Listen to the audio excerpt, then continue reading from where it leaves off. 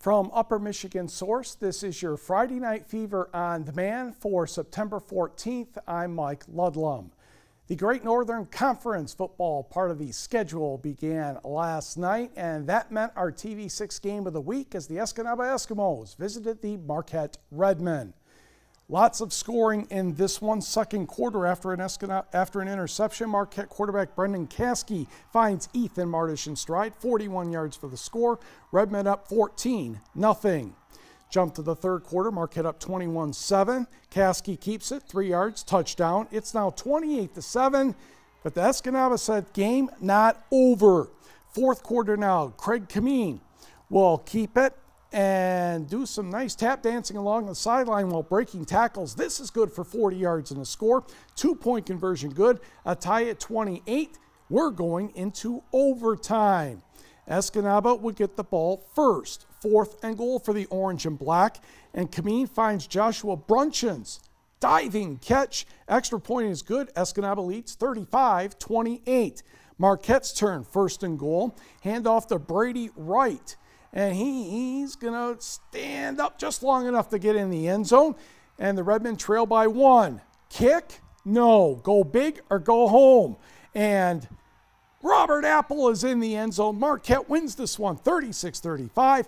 Marquette coach Dave LaHillier, very proud of his kids. They didn't give up when it mattered the most. That's exactly what I told our guys, how proud I was of them, of how they finished. They could have hung their heads and say, we just gave this game away and we had it won, but they dug deep, found a way to get a score, and then get the biggest score of the game to get the 2-point conversion. Both teams are now 2-2. Marquette hosts Petoskey next week. Escanaba entertains DC Everest out of Wisconsin.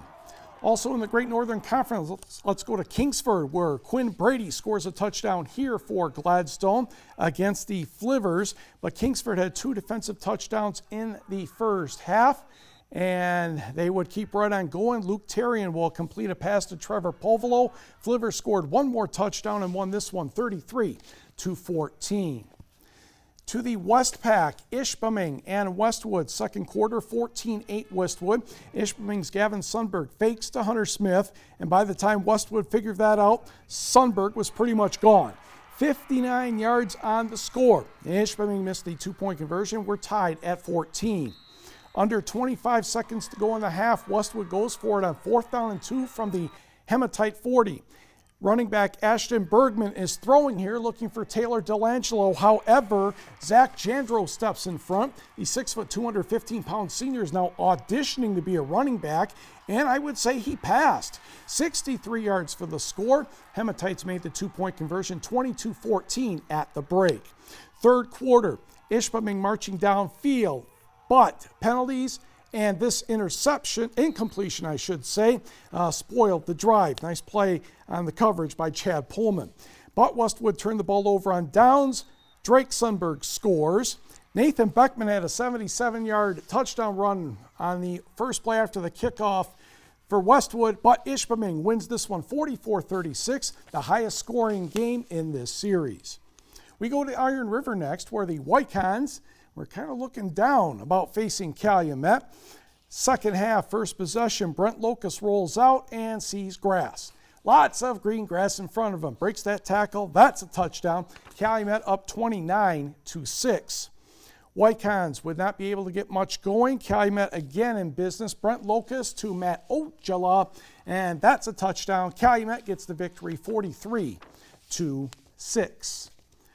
Over to Norway, where the Knights were taking on Iron Mountain. Caleb Avasevich-Hines with a run here.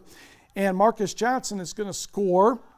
And the Mountaineers have a good lead. In fact, the Mountaineers go on to win this one comfortably, 35-7.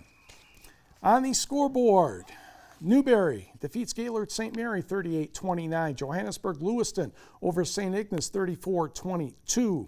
Sault Ste. Marie gets a forfeit victory over Lincoln Alcona. Menominee drops to 0-4 as Medford wins 26-7. Negaunee, as we mentioned earlier in the week, defeats Manistee by forfeit.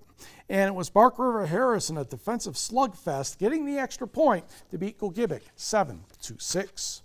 To the Copper Country, Gwynn taking on Hancock. And a good tackle here by number 10, Evan Larson, stopping Seth Aho of the Model Towners. But Gwynn bounces back. Anderson's going to score and take a 6-0 lead. Second quarter, Austin Solani, Colton Solani. He breaks a tackle, gets around another guy, and he will outskate the rest of them to the end zone. Extra point good, Hancock up 7-6. Gwynn bounces back. Anderson's going to find Tucker Taylor for a touchdown. All the scoring in the first half of this one, and Gwynn wins 22-21. Hancock has 3 losses by a total of 4 points. Ouch. Hop in the car. Let's go to Sherman Field, where Houghton is the home team because they're getting work done on their field against Lakeland and Hubble. Carter Crouch is going to find Caleb Gregory on 4th down, and that's going to be a touchdown. And the Lakes are off to a good start. Next, Xander Zapoling for Houghton is going to break some tackles, get a nice gain over midfield. But Lakeland and Hubble's looking for another touchdown. Kellen Klein is going to get in the end zone. However, that was called for holding. But Carter Crouch will break to the outside. He's going to score. However, Houghton gets its first win of the year by the count of 26-22. Go to Lance, where the Munising Mustangs were visiting the Lance Purple Hornets. First Purple Hornets drive didn't go well, especially after the punt was blocked, but Munising was not able to capitalize. To the second quarter, where the scoring gets going, Reese Wara launches one for the end zone for Paul Lister Jacobson. And touchdown, says the official. Everybody in the Munising part of the field says no. Look at number 2's legs. Watch where the ball's going to end up, right by number 2's legs of Munising. Right there. That is not a completed pass. I'm sorry. But that's the way it was called. So Lance had a 7-0 lead despite the objections of the Munising defense. There's no way the official could have seen it from that side either, I don't think. Wara, a pass to Jonah Dowd, and he is going to keep running until he gets into the end zone, and Lance wins this one by the count of 20-6. 8-player football. Let's go to Crystal Falls, where the Forest Park Trojans were taking on the Stephenson Eagles. Number 2 in the poll are the Eagles. Montel Glover to Merlin Toon. And Merlin's going to weave his way past the first down marker. So the drive continues. Then, after an offsides call, Glover will dodge a couple tackles, spins. There's the spin move.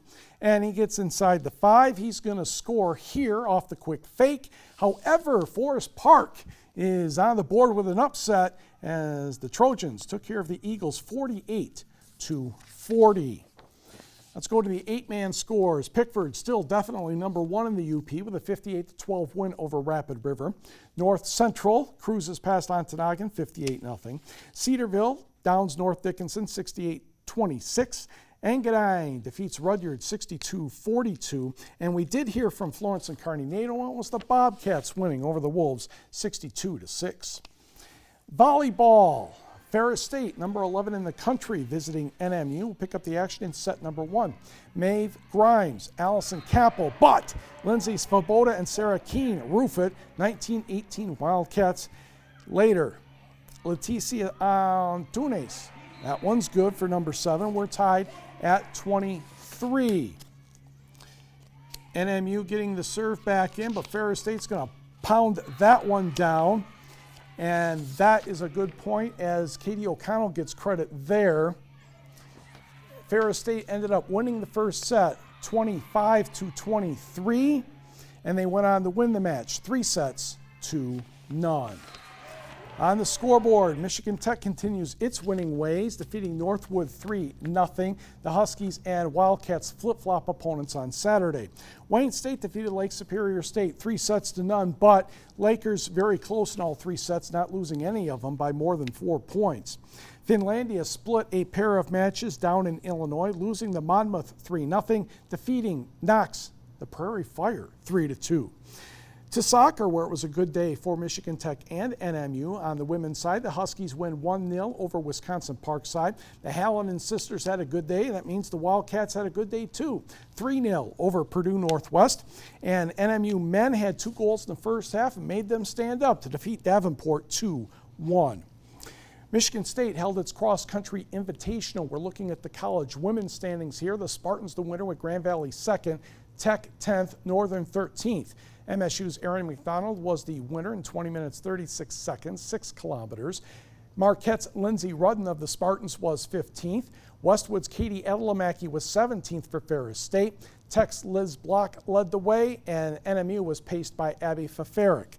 On the men's side, Michigan State 3 points better than Michigan, followed by Grand Valley. Tech 12th, 1 point better than Ferris State. Zach Panning of Grand Valley, the 8-kilometer winner, 24:45.